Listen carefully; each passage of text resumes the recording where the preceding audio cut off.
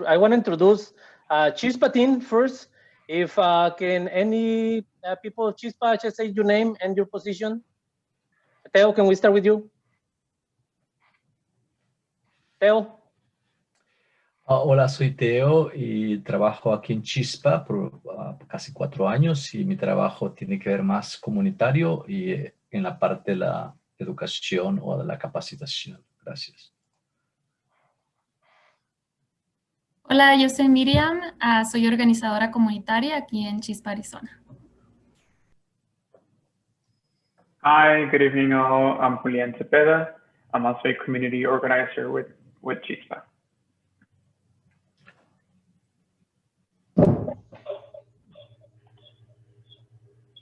And then we have Dulce and Jess. Everyone, I'm Dulce Juarez, the organizing director here at Chispa, Arizona, and good to be here with you all. I will be one of the facilitators. Hi, everybody. My name is Jess. I'm a digital organizer with Chispa, Arizona. I'm dealing with the tech side of things, so if you have any problems or end up in the wrong room, send me a message. Thank you, everyone. And also we have absolutely this amazing partnership with the City of Phoenix Office of Environmental Programs. Matthew, do you want to introduce your team? Hi, thank you, Masavi. I'm Matthew Potzler. I'm with the Office of Environmental Programs. I am an environmental air quality and climate specialist, and I'm joined here by Katrina Gerster, who's also an air quality specialist. If she wants to say hello, Katrina. Hello, happy to be here. And then also joined by Roseanne Albright. She is the coordinator for air quality, food, brownfields, among other items. Roseanne, if you would like to say hello. Hi, good evening, everyone. Glad to be here. Thank you all for being here as well. And then we are joined by the leader of Office of Environmental Programs, Nancy Allen. So she's the administrator for the whole department, and she leads the city and this climate action plan work. Nancy, if you'd like to say hello. Good evening, everyone. Matthew and Katrina have really put a lot of effort into this, and we're really glad that you guys are here tonight to share this and to see the fruits of their labor. Thank you, Nancy. And then we are joined by a few other city staff members that are serving as facilitators. So Nick Brown, Michaela Castle, and Cynthia Parker. So they will be facilitating as well. So thank you to them. Masavi? Thank you, Matthew. Thank you. And thank you, everyone who's here. We know this Thursday evening, there are many options. I know you guys can be watching telenovelas or walking in a park or doing other stuff. But we are very happy for this partnership, and we want to talk about this climate action plan.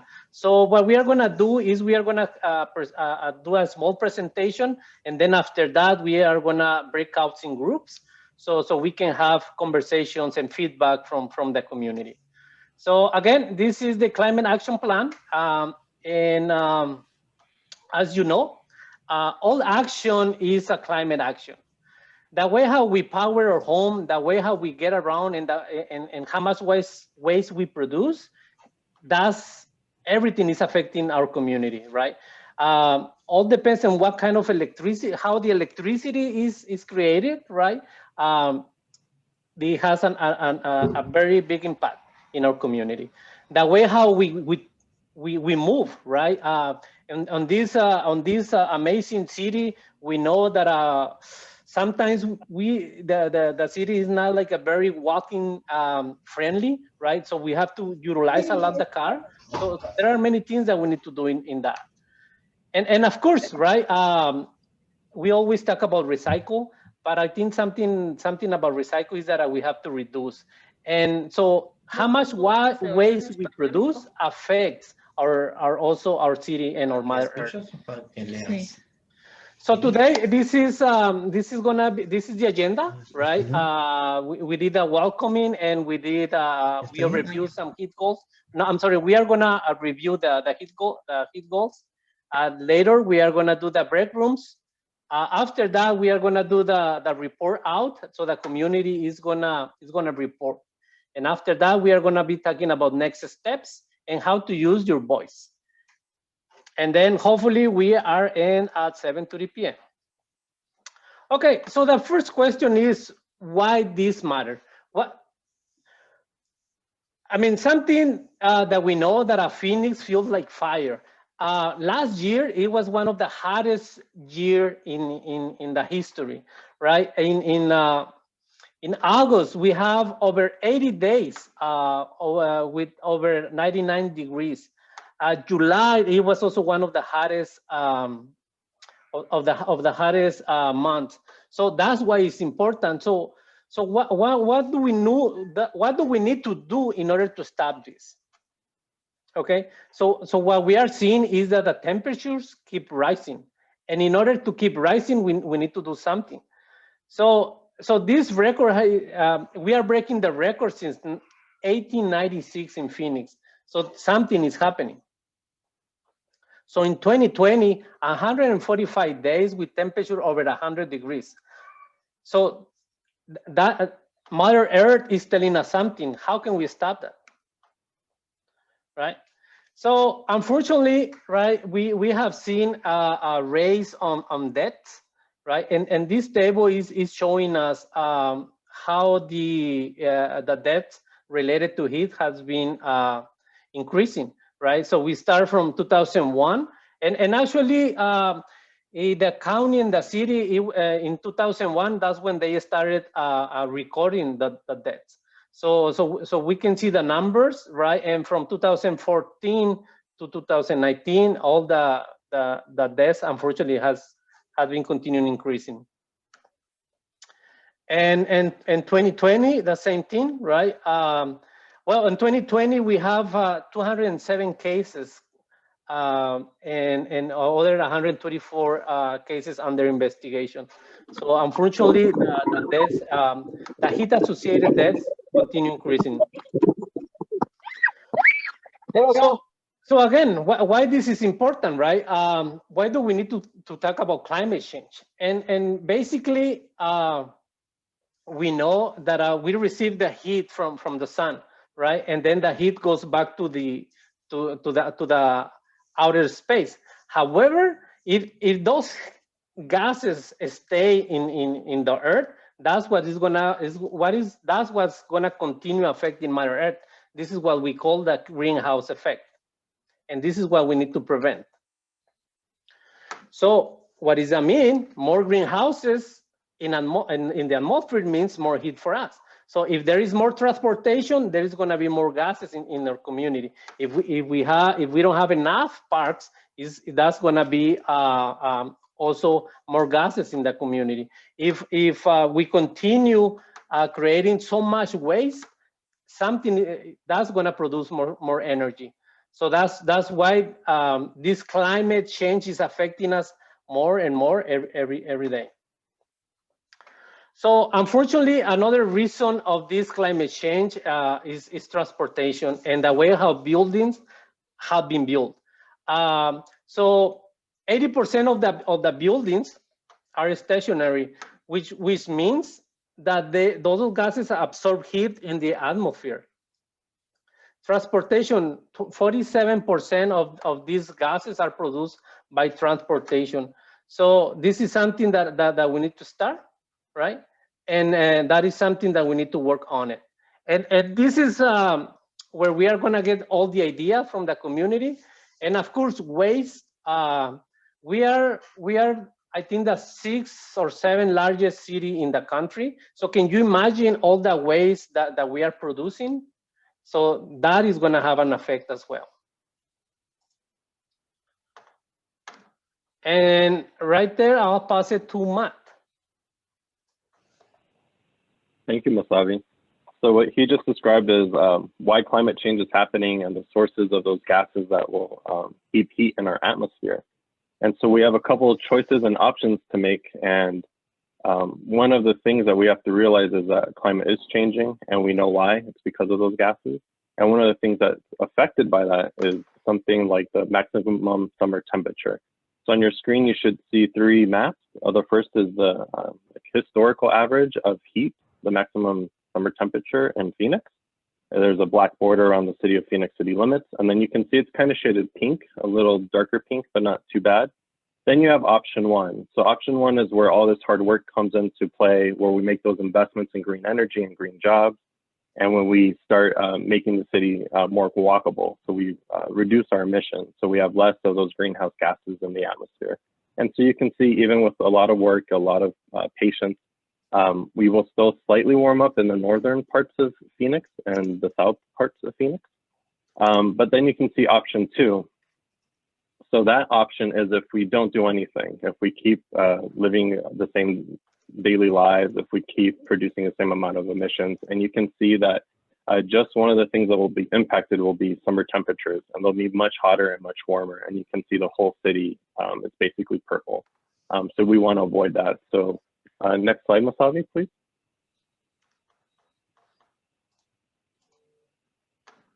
And so we want to pick that option 1. So that's what we're here to work on, is to lower those emissions. Next slide, Masavi. And how will we do that? So the first step is to make a plan. So our first step in making the plan is to come up with the Climate Action Plan framework. And so this is a set of programs and policies and actions and goals that the city already has in place for climate action. And what we're here is to see what further steps you want to take, what kind of input, what actually affects you in your day-to-day life, and what kind of goals you want to see. And to access this framework, you can go to Phoenix.gov/OEP/climate. And so if you want to take a moment to do that now, so you're a little bit more informed before our breakout sessions. Next slide, please. And so each sector in the framework will have these sets of items within it. So they will all look the same, will have the same format. So once you can kind of understand one area, you can move to the next more easily. And so they come into different goals. So we'll have goals for every sector, and those will come in 2050 goals. So those are goals that we want to achieve by the year 2050.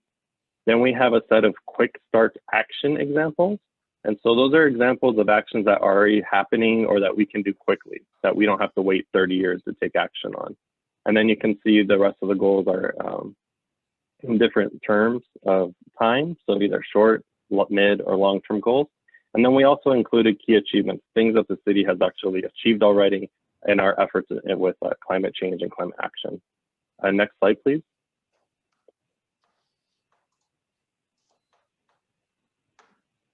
So the sets of goals come into 2 different categories. So there'll be mitigation actions, which will be combined into emission reductions goals. So that's how we will reduce emissions from the 3 different sectors. So stationary energy, where most of our emissions come from the generation of electricity. Then we have from transportation, where most of our emissions come from gasoline fuel. So if you remember the picture at the beginning, all those cars use gasoline, so that emits a lot of greenhouse gases. And then we have the waste sector. So these are the 3 sectors where we will be reducing those gases from. Next slide, please.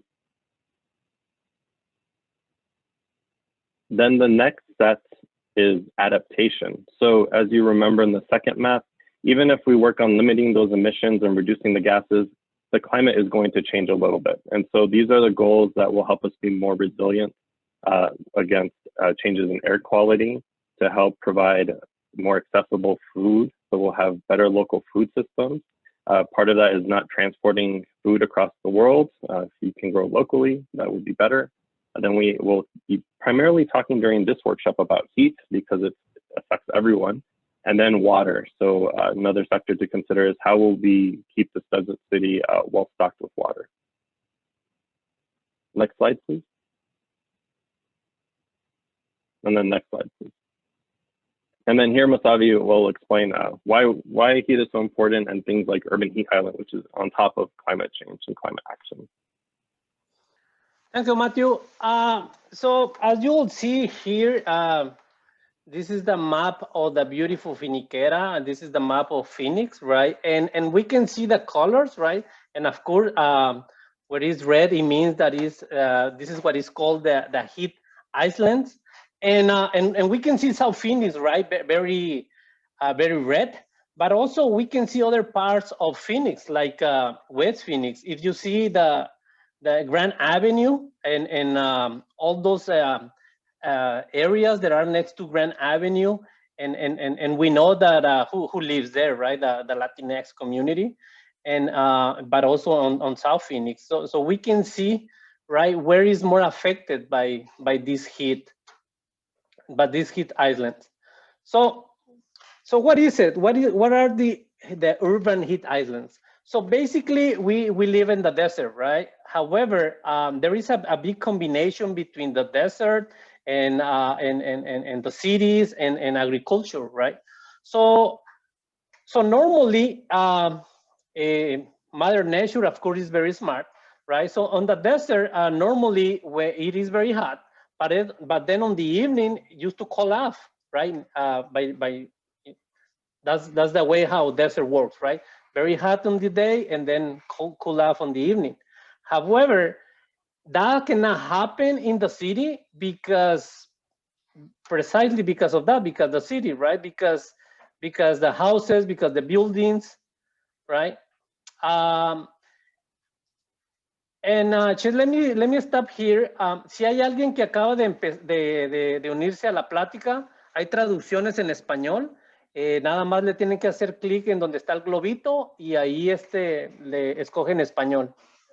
I'm just saying that there is an interpretation available because the interpreter is interpreting what I'm saying in Spanish. So this is the effect of the heat urban islands. So we think like areas as a South Phoenix or as a Maryville, we see a lot of places, right, where there are houses very close to the desert, but because there are too many warehouses and buildings, the desert it doesn't do what's supposed to do on the evening, right? And that's why at night sometimes we have temperature as high as 100 degrees because it's not cool enough.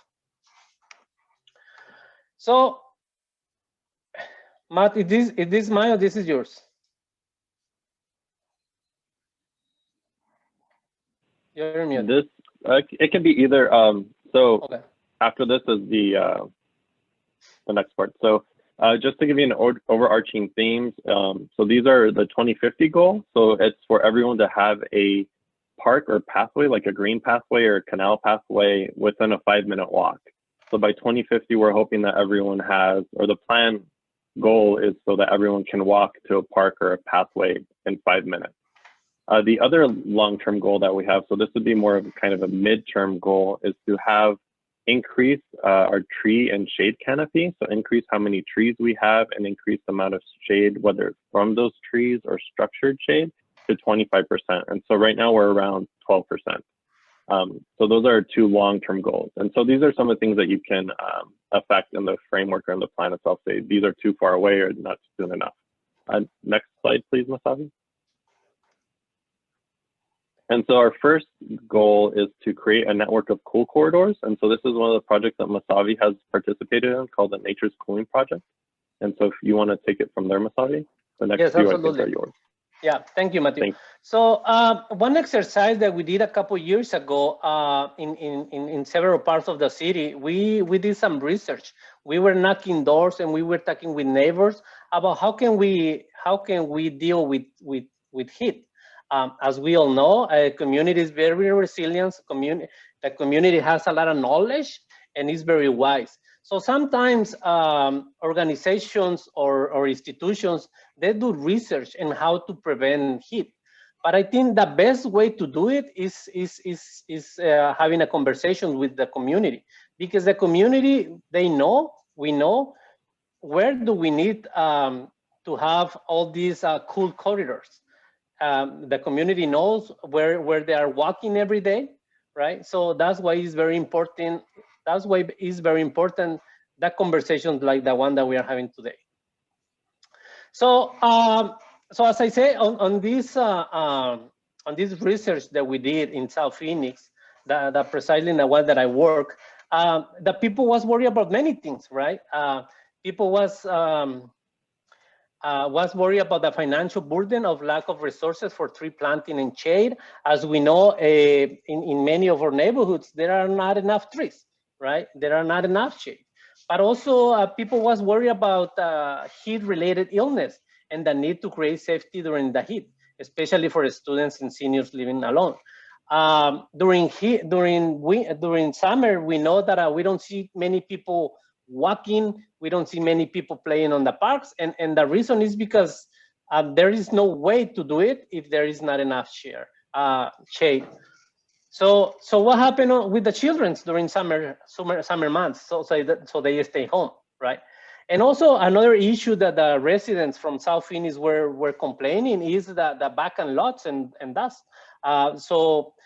We know, right? There is no secret that there's a lot of vacant lots that are just some investor is just waiting that the lots increase in price, right? So there is nothing there. So the residents were having the conversation, what can we do, right, in order to fix that?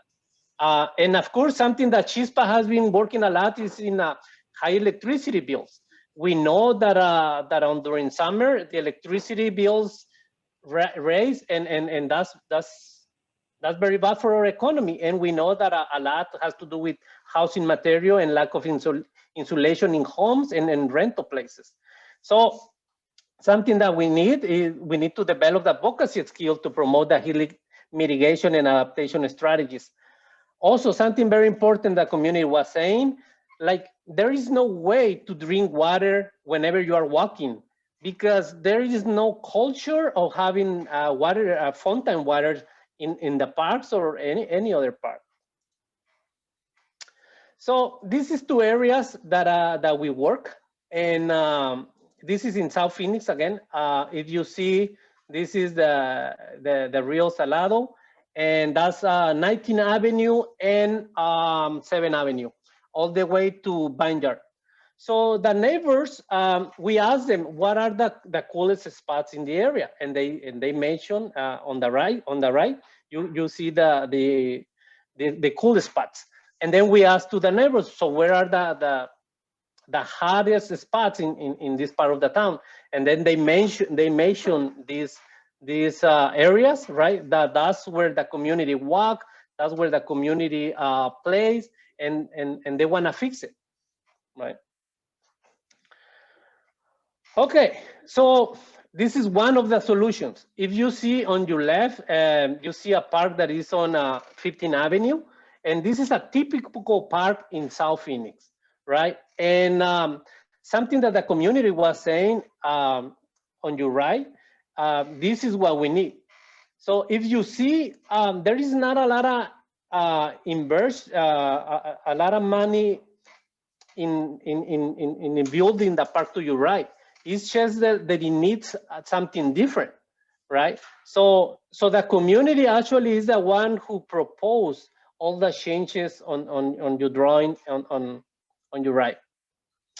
Another solution story, right? In your left, you see Broadway Road, right? It looks like the sidewalks are new, right? But I mean, we know that in many parts of South Phoenix and Maryville, we not even have sidewalks, right? So on your right, this is a suggestion that people were saying. Again, it's just to plant trees to plant trees where people is walking, right? Where people need it. So this is an exercise that we did in South Phoenix, and it's working very well. And hopefully we can have many ideas and after this conversation today. And that is my part, right? So so for every goal, just a reminder, these are just examples of the actions that we're taking. So goal 2 is to also increase shade just throughout the city. And so that's by putting trees or constructed shade in parks, streets, and right of way. So that's places that the city of Phoenix has access to. And so you can see what a difference it makes on the your image on the right. So on the top part, it says Phoenix's Encanto area. And so you can see it's green compared to the picture of South Phoenix below. And you can see that even in October at 11 p.m. at night, it makes a difference as to what temperature the residents experience in each of the different communities. Next slide, please. And so this is one of the maps that the City of Phoenix uses. So this is from Street Department. And so this is a tree and shade prioritization map. So if you can see, the areas that are red are places where there should be more trees. And so the first chance we get and have funding, et cetera, those are the places that will get trees first. And so this, again, though, is on rights of way. So part of the thing that we help with is having the community want to plant trees on their own property as well. So giving us ideas on how to make that happen for you, that would be helpful. So next slide. And then we also have a tree keeper. So these are available online. So this is, again, just showing you how many street trees there are and those benefits that come to you, either air quality or increases in property values. Next slide. Goal 3 is to provide resources and services to manage heat. And so on your screen, you can see images. So this is inside of the Phoenix Convention Center. So this last summer, the hottest summer on record in Phoenix, over 27,000 people utilized this heat respite center. So this is a place where you can get out of the heat. Let's say your air conditioning doesn't work or you don't have one, or you are just in need of a place to stop to rest. You were able to stop at the Phoenix Convention Center.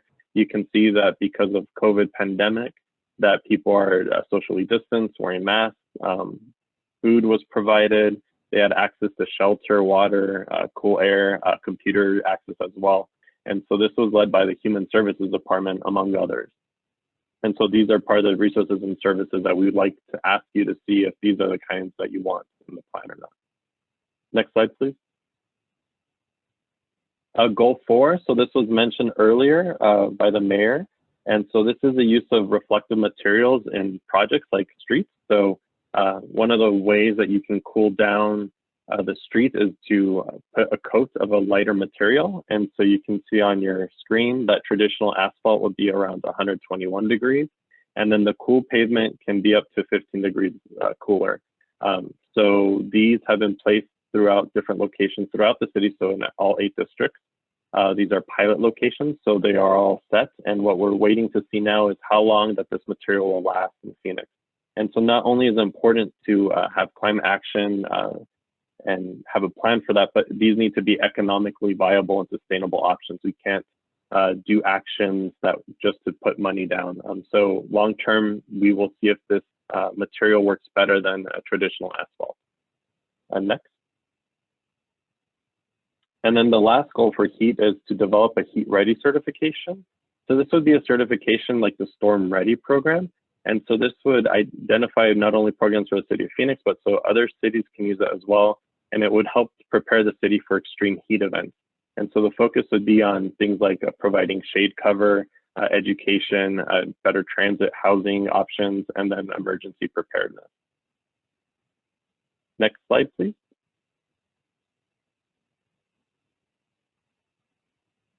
And then now we will go to our breakout sessions. So just a couple tips, if you could please